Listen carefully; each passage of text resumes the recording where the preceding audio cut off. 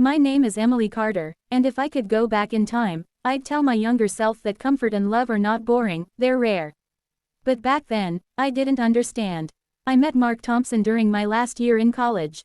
He wasn't flashy or the kind of guy who made everyone turn their heads. He was quiet, dependable, and kind in the small ways that mattered. When I was stressed before finals, he showed up with coffee and snacks. When my old car broke down, he spent hours fixing it himself even though he had work the next morning. We became best friends first.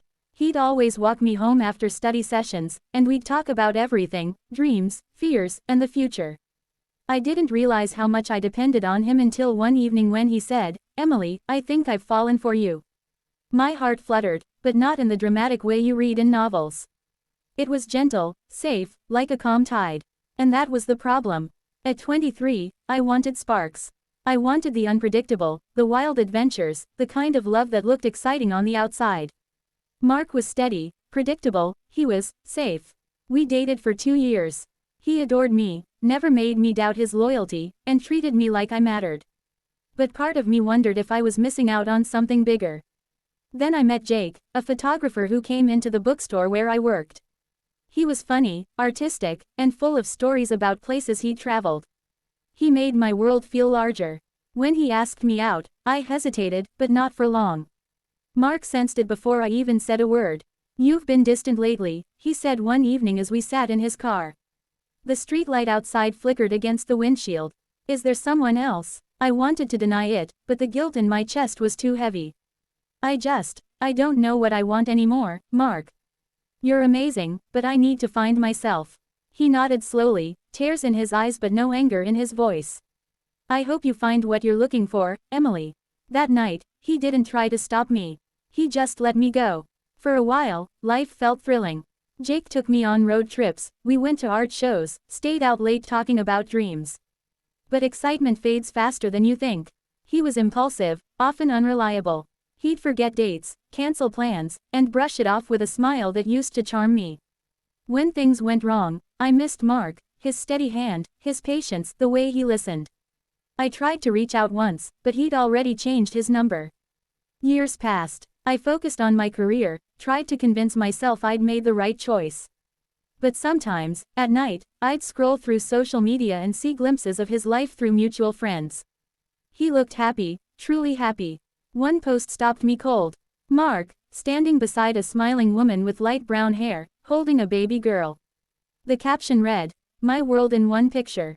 My chest tightened, but not from jealousy, from realization. That could have been my world too, if I hadn't let my fears and restlessness lead me astray. A few months later, I ran into him at a park near downtown. I almost didn't recognize him at first. He looked older, more confident, radiating calm. His little girl ran up to him, tugging his hand, laughing. "Emily," he said, surprised but kind. "Hey, Mark," I said softly. My heart raced, not out of love, but out of the weight of everything unspoken. "She's adorable," I said, smiling at his daughter. "Thank you," he replied, eyes soft. "Her name's Lily. She's my world." There was no bitterness in his tone, no awkwardness. Just peace. That hurt the most, realizing he'd healed without me. We talked for a few minutes, catching up. His wife, Sarah, waved from a distance, and I waved back. She looked warm and genuine, the kind of person Mark deserved all along. When we parted, he said, "I'm glad you're doing okay, Emily. I always hoped you'd find happiness." I nodded, my throat tight. "You did, Mark. You found it for both of us."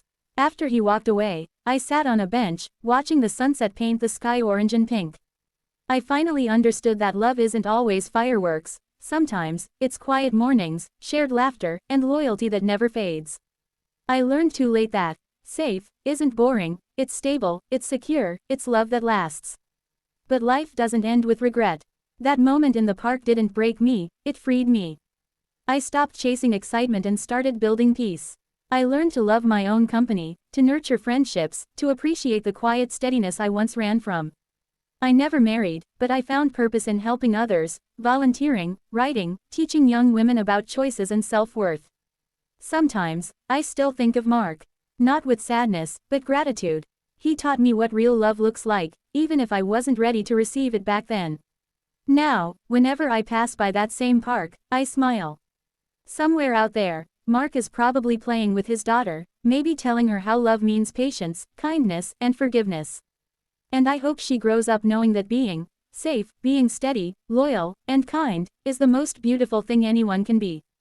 Because once, I let go of the safe guy who truly loved me, and though I lost him, I found myself.